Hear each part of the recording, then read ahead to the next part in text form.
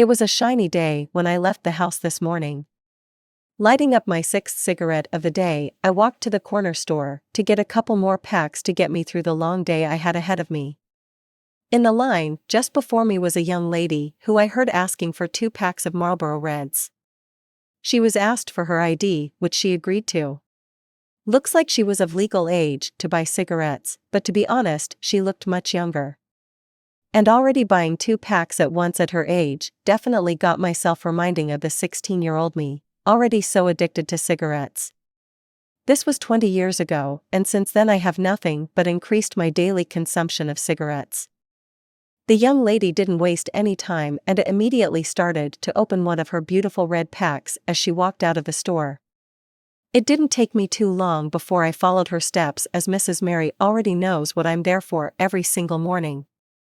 I've my money ready, and she's happy to have 2 packs of Marlboro Reds 100s ready for me too. I wonder if she has any kind of remorse for actively being a part of the self-destruction process I've been perpetuating for over 2 decades. Anyway, she's happy with the money, and I'm relieved to have more smoke available to pump into my body. Outside the store, I see the young lady again, still struggling to fire up her cigarette. That corner of the street can be really windy even in the most beautiful days, and her lighter wasn't probably in the best conditions anymore. I handed my Zippo to her even before I light up my own cigarette. She gladly accepted my help, and that one surely didn't fail her. She took a first big drag on her cigarette, immediately followed by another one in a magnificent double pump, right from the start of her smoking session.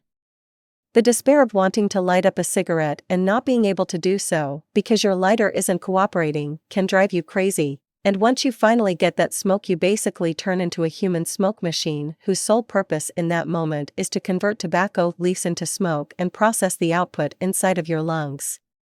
Absolutely nothing else matters in that moment.